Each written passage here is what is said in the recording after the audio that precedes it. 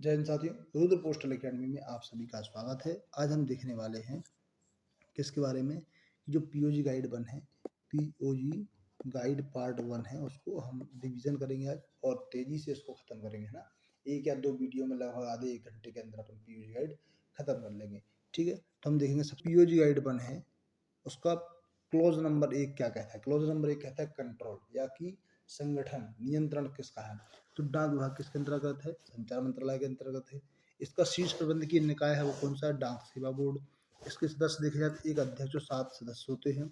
अब देखिए, अब मैं इसमें ये नहीं पढ़ाऊंगा कि सदस्य कौन कौन से हैं, क्योंकि आपको ऑलरेडी मैं एक वीडियो में पढ़ा चुका हूँ। तो आपको डायरेक्ट जो शॉर्ट फॉर्म है वो पढ़ाते हुए निकल जाऊंगा, ठीक है। तो शीर्ष प्रबंधकीय निकाय का स्ट्रक्चर क्या है, 1+7 का स्ट्रक्चर है। एक अध्यक्ष और 7 मेंबर, है ना। ये आपके स्ट्रक्चर हो गया है। इसमें 7 सदस्य कौन कौन से होते हैं, कार्मिक है, संचालन है, प्रौद्योगिकी भी है, वित्तीय सेवा हो गया, मानव संसाधन विकास हो गया, अवसंरचना और सेवा हो गया, है ना, गुणवत्ता विपणन विभाग हो गया है। ये आपके याद रखनी 7 भी हो गए हम, 7 जो मेंबर हैं उनकी डिटेल होगी। फिर विभाग के अतिरिक्त सचिव देखेंगे और वित्तीय सलाहकार जो बोर्ड के परमानेंट इनवाइटी होते हैं, 2 परमानेंट इनवाइटी हो गया इसमें। एक इनका जो वरिष्ठ जो व्यक्ति होता है उसको बोर्ड का सेक्रेटरी नियुक्त किया जाता है, किसको, सचिव नियुक्त किया जाता है, ठीक है। महानिदेशक मुख्यालय बोर्ड के लिए आवश्यक कार्रवाई, मतलब उप महानिदेशक और निदेशक जो होते हैं वो उसमें उपस्थित रहते हैं। अगला हम देखेंगे कि इसकी शासन प्रणाली क्या है। तो देखिए, जो डाक विभाग है, डाक विभाग जो है उसको 23 डाक मंडलों में बांटा गया है और प्रत्येक मंडल का जो नेतृत्व करता है वो कौन होता है, मुख्य पोस्ट मास्टर जनरल, ठीक है। यहाँ मंडल से मतलब है 23 सर्कल से, ठीक है, 23 सर्कल से संबंधित है और सर्कल का प्रमुख कौन होता है, चीफ पोस्ट मास्टर जनरल, ठीक है, सीपीएमजी। फिर हम देखेंगे 23 सर्कल के अलावा 23 के सशस्त्र बलों की डाक संचार की आवश्यकताओं को पूरा करने के लिए एक और वृत्त है जिसे बेस कहा जाता है, बेस सर्कल कहा जाता है। बेस सर्कल का नेतृत्व मेजर जनरल पद के एक अतिरिक्त महानिदेशक सेना डाक सेवा द्वारा किया जाता है। मतलब जो व्यक्ति होता है वो कौन होता है, नेतृत्व जो करता है वो मेजर जनरल रैंक का जो पदाधिकारी होता है उसको क्या बोलते हैं, एक अतिरिक्त महानिदेशक होता है, एपीएस को हेड करता है, ठीक है। ये आपको याद रखना है। फिर हम देखेंगे जो संचार मंत्री हैं वर्तमान में वो ज्योति माधवराज सिंधिया जी हैं। संचार मंत्री देखेंगे, संचार राज्य मंत्री डॉक्टर चंद्रशेखर पेमासानी, ये आपको याद रखना है। इसके बाद हम देखेंगे अगला कि जो फर्स्ट सीवीपीओ है, फर्स्ट सीवीपीओ क्या है, न्यू दिल्ली है। सेकंड सीवीपीओ क्या है, कलकत्ता है। इनके पिन कोड अगर याद रखना है तो 900056 दिल्ली का हो गया, 900099 ये कहाँ का हो गया, कलकत्ता का हो गया, ठीक है। ये पिन कोड याद रखने, कभी कभी बाई चांस पूछ लेते हैं कि आप फर्स्ट सीवीपीओ का पिन कोड क्या है, ठीक है। ऐसे अब महत्वपूर्ण तथ्य देखेंगे, जो क्लॉज 1 है उससे संबंधित जो तत्व हैं, तथ्य जो आपको बताए गए हैं बहुत महत्वपूर्ण है कि 1727 में कलकत्ता डाकघर सबसे पहले डाकघर खोला गया, ठीक है। 31 मार्च 1774 को कलकत्ता को जीपीओ बनाया गया। ये पहला जीपीओ है, क्या है, ये पहला जीपीओ बनाया गया। इसके बाद हम देखेंगे कि 1 जून 1786 को मद्रास जीपीओ की स्थापना की गई, किसकी, मद्रास जीपीओ की स्थापना की गई। फिर हम देखेंगे 1794 को बम्बई जीपीओ खोला गया। लगातार 3 जीपीओ खोले गए हैं, आपको याद रखना है, 1774, 1786, 1794, ये आपका कलकत्ता, मद्रास और बम्बई, ठीक है। 1935 में भारतीय डाक आदेश यानी आईपीओ की शुरुआत की गई। फैक्ट बता रहा हूँ, जो फैक्ट आपको बहुत महत्वपूर्ण है, जो आपके लिए आपको याद रखने हैं। इनमें से 100% एक प्रश्न सीधे पूछ लिया जाएगा, ठीक है। तो आपको याद रखना है कि आप किन चीज़ों को पढ़ रहे हो। 1959 इसको छोड़ सकते हैं। 1986 में 1 अगस्त को स्पीड पोस्ट की शुरुआत की गई, ये आपको याद रखना है कि 1986 में स्पीड पोस्ट की शुरुआत की गई। 1994 में एक्सप्रेस पार्सल और V&AT मनी ऑर्डर जो है इनकी शुरुआत की गई, ठीक है। 2003 में मेघदूत सॉफ्टवेयर पेश किया गया, ठीक है। इसके बाद हम देखते हैं कि जो 1837 है, 1837 डाकघर अधिनियम लागू किया गया है। 1837 में डाकघर अधिनियम लागू किया गया और 1850 में डाकघर आयोग की नियुक्ति की गई थी। 37 में अधिनियम आया, नियुक्ति कब हुई, 1850 में। 1854 में डाकघर अधिनियम लाया गया दूसरा, ठीक है। अभी तक 4 डाकघर अधिनियम आए हैं, 1837, 1854, 1898 और 2023। 1837, 1854, 1898 और 2023, 23 डाकघर अधिनियम लाया गया, ठीक है, जो कि 24 में इम्प्लीमेंट हो गया था। ये आपको याद रखना है, ठीक है। इसके बाद हम देखेंगे कि डाकघर नियमावली प्रकाशित कब हुई, 1860 में।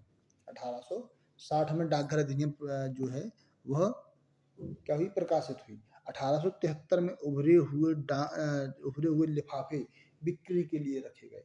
जो लिफाफे थे उभरे हुए जिसपे टिकट चिपका हुआ आता था, उस प्रकार के लिफाफे 1873 में लॉन्च किए गए।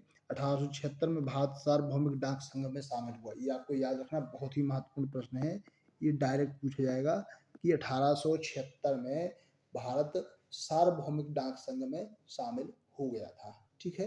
फिर देखेंगे कि पोस्ट कार्ड से ने रेलवे मेल सेवा और मनी ऑर्डर की शुरुआत 1879 और 1880 में। मनी ऑर्डर कब स्टार्ट हुआ, 1880 में आपका। 1882 में बचत बैंक और 1884 में डाक जीवन बीमा। 1886 में एक आना का राजस्व टिकट। 2006 में 25 जून को ई भुगतान सेवाएं शुरू की गई। 2006 में क्या हुई, ई भुगतान सेवाएं शुरू कर दी गई। 2008 में डाकघर परियोजना तीर, जो एरो है, तीर लिख गया इसमें, ट्रांसफर वो अपन ने जो ट्रांसलेट किया है उसमें तीर हो गई, ये है एरो, ARROW, एरो। डाकघर परियोजना मतलब कि जो पोस्टल एरो जो प्रोग्राम था उसकी आधुनिकीकरण 2008 में हुई। 2012 में IT आधुनिकीकरण परियोजना शुरू की गई। अब हम देखेंगे कुछ ऐसे तथ्य, इनमें से जो फैक्ट हैं, ये भी फैक्ट हैं जो सीधे पूछ ले जाते हैं। डाक सर्कल वर्तमान में 23 हैं, डाक क्षेत्र 54 हो गए, डाक डिवीजन 471 हो गए, डाक लेखा कार्यालय 23 हो गए हैं, स्टाम्प सर्कल स्टाम्प डिपो 1 है, डाक भंडार डिपो 26 है, railway mail division RMS division कितने हैं, 69, महत्वपूर्ण है, यह इम्पोर्टेंट है, ठीक है।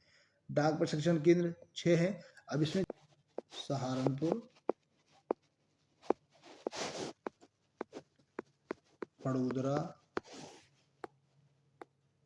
मदुरै,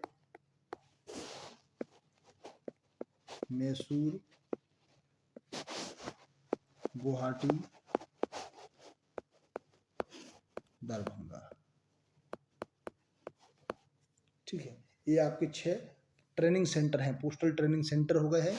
और एक आपका पोस्टल कॉलेज है, क्या है, postal college,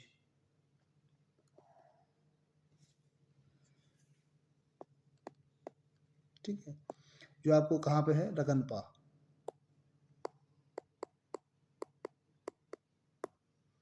Rafi Ahmed Kidwai national postal academy Ghaziabad, कहाँ पे है, गाजियाबाद,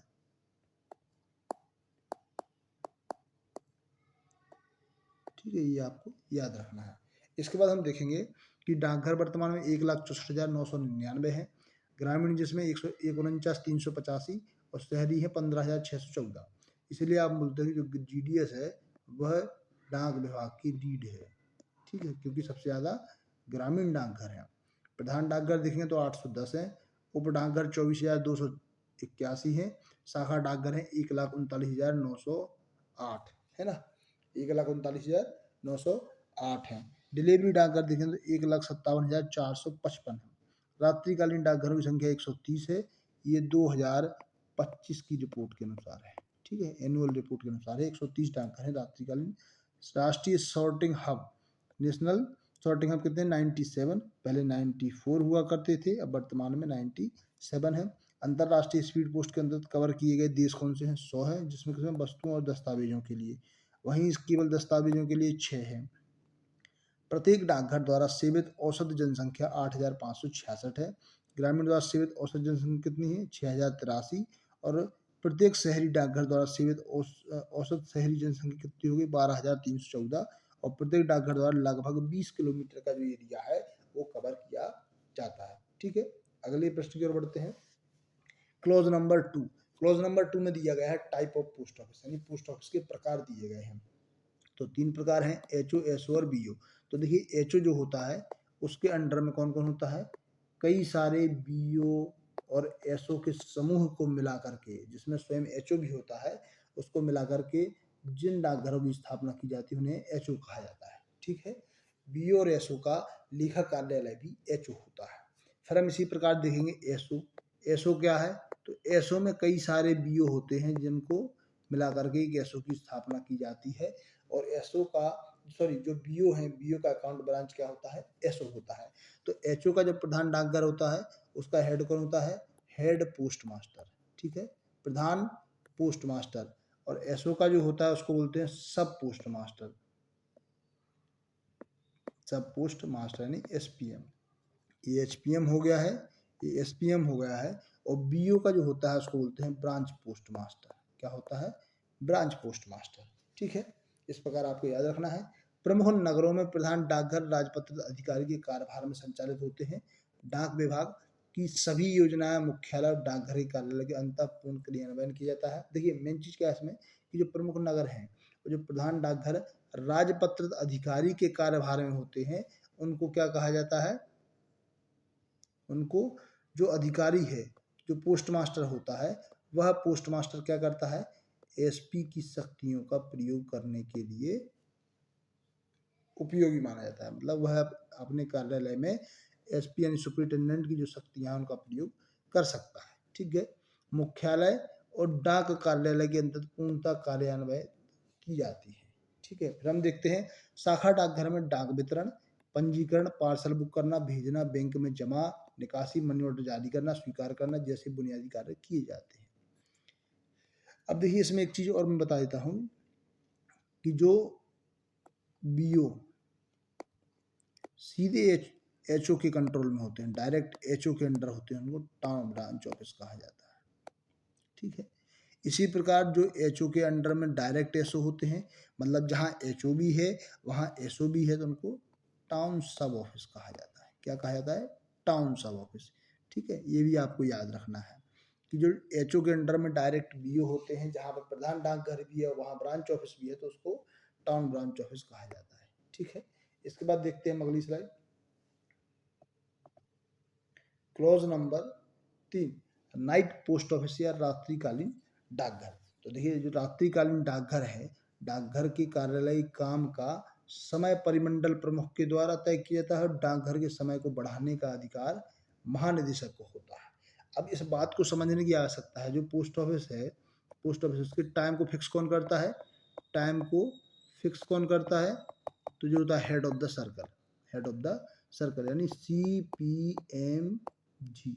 और टाइम को एक्सटेंड करना है, क्या करना है, टाइम को एक्सटेंड करना है, तो कौन करेगा, डायरेक्टर जनरल यानी कि महानिदेशक। टाइम कितने बजे तक एक्सटेंड कर सकता है, तो 8:30 बजे तक इसके समय को बढ़ा सकता है। कि डाकघर के बढ़ाए, ये बधाई लग गया है, बढ़ाए हो गए समय में रजिस्ट्री की बुकिंग, मनी ऑर्डर जारी करना, पोस्टल ऑर्डर जारी करना, डाकघर टिकट की बिक्री करना, यह सारे काम किए जाते हैं। सेविंग अकाउंट में जमा निकासी, स्टाम्प बिक्री का काम केवल सप्ताह के दिनों में 7 बजे तक, और मनी ऑर्डर का भुगतान समय शाम को 6 बजे तक किया जाता है। वहीं रविवार और अवकाश के दिन डाकघर, जो रात्रिकालीन डाकघर है, वो 10 बजे से लेकर 5 बजे तक खुले रहते हैं। आपसे अगर पूछा जाएगा तो यह पूछा जाएगा कि जमा निकासी और स्टाम्प बिक्री का जो कार्य है वो कितने बजे तक किया जाता है, 7 बजे तक किया जाता है। और मनी ऑर्डर के भुगतान का कार्य 6 बजे तक किया जाता है, ठीक है। यह आपका इसमें सबसे महत्वपूर्ण है। वर्तमान में नाइट पोस्ट ऑफिस की संख्या 130 है, ये आपको याद रखना है, ठीक है। आगे बढ़ते हैं, clause number 4, mobile post office. Mobile post office से मतलब है कि मुंबई, दिल्ली, मद्रास, नागपुर, हैदराबाद, बेंगलोर, कानपुर, पुणे, जयपुर शहर में चल डाकघर संचालित की जाती है। एक प्रकार की एक गाड़ी होती है जिसके अंतर्गत डाकघर संचालित किए जाते हैं, जो कि लेट तक आर्टिकल के बुकिंग की सुविधा प्रदान करती है। आप देरी से डाक को पोस्ट करने, स्पीड पोस्ट करने, हवाई डाक को भेजने के लिए आप उसमें जाकर के देरी तक भी डाक की बुकिंग कर सकते हैं, इसलिए ये मोबाइल पोस्ट ऑफिस की सुविधा दी गई है, ठीक है। देरी से डाक बुकिंग करने की सुविधा प्रदान करती है, डाक को हवाई डाक में डाली जाती है। इसमें बीपी और बीमा शामिल नहीं है। इसके अंतर्गत आप बीपी और जो इंश्योरेंस है उसको आप नहीं कर सकते हैं, बाकी सारी चीज़ें यहाँ पे उपलब्ध रहती हैं। चल डाकघर टिकट लेखन सामग्री बेचते हैं, ठीक है। चल डाकघर जो है उनमें टिकट और लेखन सामग्री भी बिक्री की जाती है।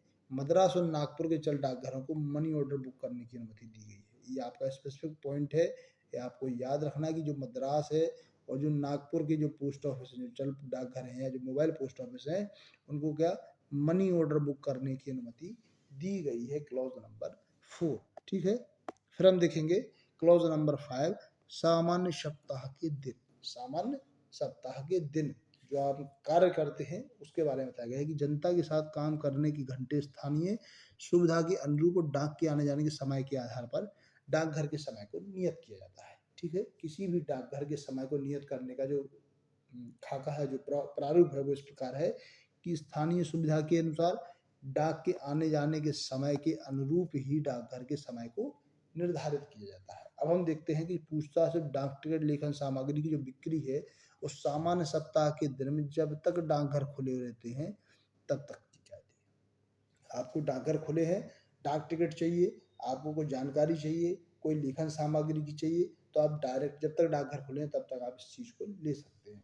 उसके बाद हम देखते हैं कि रजिस्ट्री और बीमा वस्तु की बुकिंग यानी बीपी पार्सल भी शामिल है। तो यह सप्ताह के दिनों में 6 से 7 घंटे और शनिवार के दिन 3 घंटे, लगभग 3 से 5 घंटे हैं।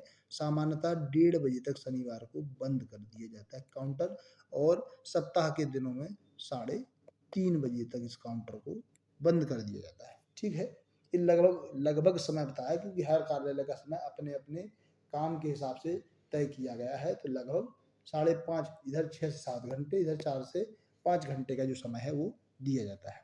फिर हम देखते हैं कि मनी ऑर्डर जारी करना, आईपीओ बेचना, बचत बैंक से संबंधित कार्य इस सप्ताह के दिन में लगभग 5 घंटे और शनिवार को 1 बजे तक लगभग 3 घंटे तक किया जाता है।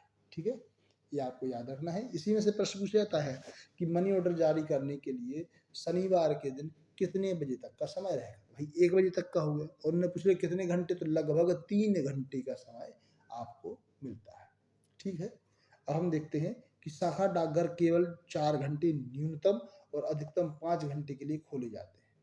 सभी प्रमुख डाकघरों में काम के घंटे के बाद लेट फीस के साथ सीमित समय के लिए पत्र डालने और रजिस्ट्री बुक करने की सुविधा दी जाती है। आप समय के बाद भी अगर आप जाते हैं तो लेट फीस के साथ में आपके आर्टिकल को बुक करने की अनुमति दी जाती है। तो रजिस्ट्री लेख है तो अगर 3 रुपये और गैर रजिस्ट्री लेख है 2 रुपये के हिसाब से आपसे लेट फीस ली जाती है। ठीक है, अब हम देखते हैं क्लॉज नंबर 7, रविवार डाकघर छुट्टियों के दिन किए जाने वाले कार्य, यानी जो अवकाश के दिन हैं उसके दिन कौन कौन से कार्य हैं जो किए जाते हैं। तो पहली बात आपको पता है कि सामान्य पोस्ट ऑफिस अवकाश के दिन नहीं खुलते हैं।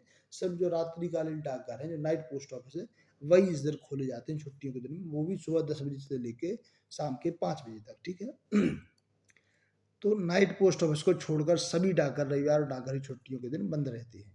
लेटर बॉक्स से डाक नहीं निकाली जाती, ना ही किसी प्रकार की डाक का वितरण किया जाता है। अभी मैंने आपको बताया कि सामान्य पोस्ट ऑफिस जो होते हैं वो बंद रहते हैं, सिर्फ नाइट पोस्ट ऑफिस जो खुले रहते हैं वहाँ पे भी आपके सिर्फ कुछ चीज़ें चालू रहती हैं, जैसे आरएमएस ऑफिस हो गए। कुछ चुने हुए डाकघरों में लेट फीस के साथ पोस्ट करने की सुविधा दी गई है। फ्रैंक आर्टिकल को लेटर बॉक्स में नहीं डालना चाहिए। Press sorting office, RMS office या रात्रिकालीन डाकघर में रविवार को रजिस्टर्ड समाचार पत्र, अखबारी पैकेट को बिना लेट फीस के स्वीकार कर लिया जाता है। मतलब सिंपल चीज़ है कि नाइट पोस्ट ऑफिस के दिन जो कार्य है संडे के दिन आप पास उस दिन क्या किया जाता है, सब रजिस्टर्ड समाचार पत्र और अखबारी जो पैकेट होता है, आखिरी नहीं है, अखबारी पैकेट है, क्या है, अखबारी पैकेट है, इसको बिना लेट फीस के स्वीकार कर लिया जाता है। ठीक है, अगली स्लाइड देखते हैं। क्लॉज नंबर 8 कि डाकघर की छुट्टियां, हॉलीडे कौन कौन सी हैं, डाकघर को जो कर्मचारी हैं उनके लिए कौन कौन सी हॉलीडे हैं। तो क्लॉज नंबर 8 में है डाकघर की छुट्टियां। अब हम देखते हैं कि डाकघर में पूरे वर्ष में 17 छुट्टियां दी जाती हैं, जिसमें 14 छुट्टी जो है वो सभी के लिए एक जैसी हैं और 3 छुट्टी जो है वो राज्य के हिसाब से बदल जाती है। जैसे मान लीजिए पंजाब में कोई अलग त्यौहार है, जो भी आपको मनाया जा रहा है उसके हिसाब से लोकल छुट्टी दी जाती है। तो सब 14 छुट्टी जो है वो आप सभी सर्कलों में सेम है, और 3 छुट्टियां सर्कल टू सर्कल वेरी करती हैं कि आपको कौन सी छुट्टी देनी है। ठीक है, फिर हम देखते हैं क्लॉज नंबर 9, डाक भार का पूर्व अदायगी की वांछनीयता। डाक भार की पूर्व अदायगी की वांछनीयता, सीधी सी बात यह है कि ये जो है क्लॉज, इसमें आपको समझने की आवश्यकता है कि डाकघर का प्रयास है कि सभी पूर्व भुगतान किए गए डाक लेखों को यथाशीघ्र भेजा जाए और उनकी डिलीवरी यथाशीघ्र की जाए। आप अगर पूरा पेमेंट कर देते हैं, जो उस पर डाक टिकट है, डाक टिकट चिपकाने हैं, अगर आप उसको पूरा प्रीपेड करते हैं तो आपकी डाक शीघ्र अतिशीघ्र जो प्राप्त करता है उसको भेज दी जाती है। ठीक है। जो अवैतनिक लेख हैं जिन पर फीस नहीं लगी है पूरी या आधा शुल्क अदा किया गया है, डाक शुल्क का पूर्ण भुगतान नहीं किया गया, तो उन्हें अन्य अपंजीकृत डाक की तुलना में प्रेषण की कोई अतिरिक्त सुरक्षा प्रदान नहीं की जाती है। मतलब उनको रोका भी जा सकता है या ट्रांसमिशन में थोड़ा डिले भी किया जा सकता है। तो दूसरी ओर ऐसे लेखों को उन पर देय डाक शुल्क की वसूली के उद्देश्य से रोका जाता है, ठीक है, डिटेंशन कर लिया जाता है। साथ ही इन्हें केवल अपंजीकृत डाक के लिए जारी की जाने वाली विशेष डिलीवरी के साथ जारी नहीं किया जाता है। अब देखिए सीधी सी बात है कि अगर आपने उस पर, जैसे मान लीजिए कोई आर्टिकल है, उस पर 20 रुपए के टिकट लगने हैं, आपने 15 रुपए की टिकट लगा करके उसको डाल दिया है, तो 5 रुपए के टिकट के लिए उसको डिटेंशन में रख दिया जाएगा और डिलीवरी में भी डिले होगा। मतलब प्राप्तकर्ता को डाक मिलने में भी समय अधिक लगेगा, ठीक है। बल्कि सभी प्रकार की जो डाक है उसको सामान्य डिलीवरी के लिए रोक कर रखा जाता है, ठीक है। मतलब जैसे अगर मान लीजिए आपका प्रीपेड है, तो जिस दिन डिलीवरी है उस दिन सीधे तत्काल उसको डिलीवरी के लिए भेज दिया जाता है, ठीक है। हम देखते हैं क्लॉज नंबर 10। क्लॉज नंबर 10 बताया गया है कि डाक टिकट और लेखन सामग्री, जो पोस्टेज स्टाम्प है, स्टेशनरी है, वो हमारे विभाग के द्वारा जो बनाई जाती है उसके बारे में, कि जो क्लॉज नंबर 10 उसमें डाक टिकट और लेखन सामग्री के बारे में, कि पोस्टेज का भुगतान आमतौर पर भारत सरकार के अधिकार के तहत भारतीय डाकघर द्वारा जारी डाक टिकटों के माध्यम से किया जाता है। मतलब जो आप पोस्टेज का जो भुगतान करते हैं वो आप डाक टिकट चिपका के करते हैं, सीधी सी बात है, ठीक है, के माध्यम से किया जाता है। डाकघर लिफाफे, inland letter card, post card जैसी स्टेशनरी कुछ चीज़ें भी जारी करता है, जिन पर जरूरी मूल्य के टिकट छपे होते हैं। जैसे मान लीजिए आप देखते हैं कि जो पोस्ट कार्ड है उस पर टिकट छपा हुआ है, जो स्पेशल लेटर आते हैं, जो मतलब अपने पास जो पत्र के लिए जो कवर आता है उसके ऊपर टिकट लगा होता है, तो उसमें क्या होता है पोस्टेज थोड़ा कम लगता है, 20 ग्राम तक 5 रुपए का पोस्टेज लगता है। तो जो टिकट जो लिफाफे आते हैं उस पर अगर आप मान लीजिए 20 ग्राम तक का कोई भी चीज़ उसमें डाल के भेजते हैं, तो उस पर आपको टिकट लगाने की आवश्यकता नहीं है, क्योंकि वो पहले से प्रिंट होके आया है, ठीक है।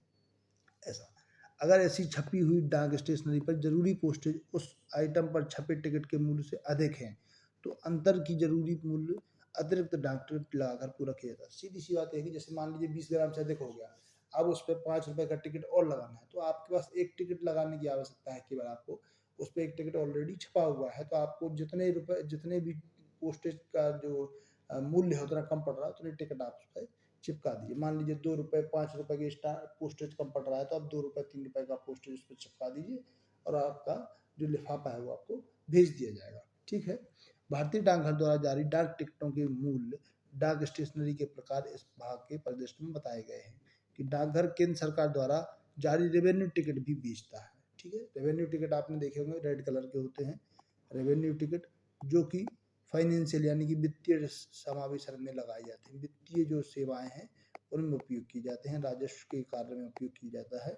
इन टिकटों का इस्तेमाल पोस्टेज के भुगतान के लिए नहीं किया जाता है। ये आपको बहुत महत्वपूर्ण चीज़ है, इसको याद रखना है कि रेवेन्यू टिकट का उपयोग पोस्टेज भुगतान के लिए नहीं किया जाता है, ठीक है। ये प्रश्न कई बार पूछा जा चुका है और बार बार यही प्रश्न दोहराया जाता है। फिर हम देखते हैं कि पोस्टेज शुल्क का भुगतान फ्रैंकिंग मशीन की उचित छाप के माध्यम से भी कुछ मामलों में नगद में भी किया जा सकता है। जैसे अभी आप देखते हैं कि एसबीआई के लेटर आते हैं, एचडीएफसी के लेटर आते हैं, किसी भी बैंक के आते हैं, तो जनरली उस पर जो छाप होती है, जो ब्लू कलर की जो स्याही है, नीली स्याही है, उससे छपे हुए आते हैं, जिसको फ्रैंक कहा जाता है, ठीक है। तो ये फ्रैंक आर्टिकल होते हैं, इनको लेटर बॉक्स में नहीं डालना होता, ये भी आपको याद रखना है, क्योंकि ये भी प्रश्न पूछा जाता है कि फ्रैंक आर्टिकल को लेटर बॉक्स में नहीं डाला जाता है, ठीक है। फिर हम देखते हैं फिलाटली ब्यूरो। डाक टिकट संग्रहकर्ताओं की जरूरतों को पूरा करने के लिए विभाग ने इलाहाबाद, अहमदाबाद, बेंगलोर, भोपाल, बॉम्बे, कलकत्ता, चंडीगढ़, श्रीनगर, कटक, हैदराबाद, जयपुर, कानपुर, कुन्नूर, लखनऊ, मद्रास, नागपुर, नई दिल्ली, पटना, शिलोंग और Shimla, Trivandrum first CPO 56 APO, second CPO 99 APO के मुख्य ढांकरों में फिलाटली ब्यूरो स्थापित किए हैं। मतलब इतनी सारी जगहों पे फिलाटली ब्यूरो स्थापित किए गए हैं जहाँ पे आप फिलाटली अकाउंट ओपन करवा सकते हैं और आपको डाक संग्रह के लिए जो डाक टिकट की आवश्यकता होती है आप वहाँ से सीधे ले सकते हैं, ठीक है। विदेशी ऑर्डर को इंडियन फिलाटली ब्यूरो बॉम्बे जीपीओ के द्वारा पूरा किया जाता है। किसके द्वारा पूरा किया जाता है? तो बॉम्बे जीपीओ के द्वारा पूरा किया जाता है। हाँ अभी अब हम देखेंगे क्लॉज नंबर 12 के बारे में कि डाक भार का अग्रिम नगद भुगतान। देखिए अग्रिम नगद भुगतान से मतलब है जो जो अनरजिस्टर्ड आर्टिकल है, जो अनरजिस्टर्ड आर्टिकल है उनको आप कैश में पेमेंट कैसे ले सकते हैं, ठीक है। क्योंकि अनरजिस्टर्ड आर्टिकल का पेमेंट कभी भी कैश में नहीं होता है, जनरली जो होता है वो पोस्टेज के द्वारा उस पर चिपका कर किया जाता है, ठीक है। पोस्टेज के द्वारा डाक टिकट लगा करके किया जाता है। लेकिन इसमें पूछा बताया गया है कि क्लॉज 12 में कि डाक भार का अग्रिम नगद भुगतान कैसे किया जा सकता है, कैश पेमेंट है ना, prepaid of postage in cash. Circle के हेड कुछ खास पोस्ट ऑफिसों को यह अधिकार देते हैं कि वे उन फर्मों लोगों से पोस्टेज चार्ज कैश में ले सकते हैं जो बहुत बड़ी संख्या में अनरजिस्टर्ड पैकेट प्राप्त करते हैं, पोस्ट करते हैं। जैसे बड़े फर्म बड़े शहरों में एक बार में कम से कम 500 पैकेट, कितने 500 पैकेट, और वहीं छोटे कस्बों में 250 पैकेट की शर्त होती है। मतलब जो बड़े शहर है, बड़े शहरों में आपको मिनिमम 500 पैकेट और छोटे शहरों में 250 पैकेट जो होते हैं उनकी शर्तों को पूरा करना होता है कि मिनिमम इतने पैकेट चाहिए तब जा करके आप कैश में पेमेंट ले सकते हैं। बॉम्बे, कलकत्ता, मद्रास, नागपुर और दिल्ली के कुछ पोस्ट ऑफिसों को सर्किल के हेड से यह अधिकार भी मिला है, ठीक है। किस किस को मिला है? बॉम्बे, कलकत्ता, मद्रास, नागपुर और दिल्ली के, ठीक है, दिल्ली के जो पोस्ट ऑफिस है उनको मिला हुआ है। वे लेटर मेल की साधारण रजिस्टर्ड चीज़ों के लिए पोस्टेज और स्टेशन फीस कैश में ले सकते हैं, ये आपको याद रखना है, ठीक है। इसके लिए शर्त यह है कि भेजने वाला रजिस्टर्ड चीज़ों की बुकिंग के लिए खास रजिस्टर्ड जनरल का इस्तेमाल करे। ये आप क्या रखना है कि अग्रिम नगद भुगतान के लिए किस जनरल की आवश्यकता होती है, तो जो बुकिंग के लिए खास रजिस्टर्ड जनरल का इस्तेमाल करे। एक बार में रजिस्टर्ड की जाने वाली एक ही तरह और वजन की चीज़ों की कुल संख्या 50 से कम ना हो। मिनिमम कितनी चाहिए? मिनिमम 50 तो चाहिए ही चाहिए, और आपको बुकिंग के लिए कम से कम बड़े शहरों में 500 पैकेट और छोटे शहरों में 250 पैकेट होने चाहिए। इस सुविधा के बारे में जानकारी नज़दीकी मुख्य पोस्ट ऑफिस से ली जा सकती है। कैश में पोस्टेज के पहले से भुगतान की सुविधा चुनिंदा गेजेटेड जैसे HSG पोस्ट ऑफिस में उन फर्मों बिजनेस एक्टिविस्ट के लिए भी उपलब्ध है जो एक बार में कम से कम 500 चीज़ें जैसे लेटर, बंद लिफाफे, inland letter card, post card, unregistered parcel post करते हैं। या दूसरा है रजिस्टर्ड अखबारों के मामले में भी इस तरह की प्रक्रिया अपनाई जाती है जिसकी जानकारी क्लॉज 143 में मिलती है। पोस्टेज चार्ज की केस में पहले से भुगतान की सुविधा पोस्टल चीज़ों को किसी दूसरी कैटेगरी के लिए उपलब्ध नहीं। यह सिर्फ किसके लिए है? केस की सुविधा जो है किसके लिए? पोस्टल चीज़ों की दूसरी कैटेगरी के लिए यह सुविधा उपलब्ध नहीं है। यह सिर्फ अनरजिस्टर्ड आर्टिकल के लिए ही यह सुविधा उपलब्ध है, ठीक है। विरूपण टिकट ऐसे डाक टिकट चाहे वो चिपकाने वाले हों या उभरे हुए हों, छपे हुए हों, जो मिट गए हों, खराब हो गए हों, फट गए हों, कट गए हों, किसी तरह से बेकार हो गए हों, जिन पर केंद्र सरकार की मंजूरी के बिना कोई शब्द या अक्षर, अंक, डिजाइन लिखा हो, छपा हो या अंकित किया गया हो। ऐसे उभरे हुए लिफाफों, पोस्ट कार्ड के रेपरों से काटे या अलग किए गए हों, उन्हें डाक शुल्क के भुगतान के लिए स्वीकार नहीं किया जाएगा, ठीक है। पोस्ट ऑफिस द्वारा किसी विशेष रजिस्ट्रेशन लिफाफों का इस्तेमाल बिना रजिस्ट्रेशन वाली डाक सामग्री के लिए भेजने के लिए नहीं किया जाता है। ये आपको देखिए सिंपल सी चीज़ है, खराब से मतलब है कट गए हैं, फट गए हैं या किसी प्रकार से उस पर अंकित हो गए हैं, कोई सील, मोहर, छाप कुछ लगी हुई है, रीयूज हो गए हैं, तो आप ऐसे किसी भी डाक टिकटों का प्रयोग नहीं कर सकते हैं, ठीक है ना। जो लिफाफे हैं रजिस्ट्रेशन वाले लिफाफे हैं उनको गैर रजिस्ट्रेशन वाली डाक सामग्री भेजने के लिए नहीं कर सकते हैं। केंद्र सरकार को नुकसान पहुंचाने के इरादे से ऐसे डाक टिकटों का इस्तेमाल डाक शुल्क या डाक फीस के शुल्क भुगतान के लिए करता है, तो इसे इस्तेमाल करने पर यह जो है एक आपराधिक दंड है जो भारतीय दंड संहिता के अनुसार अपराध की कैटेगरी में आता है।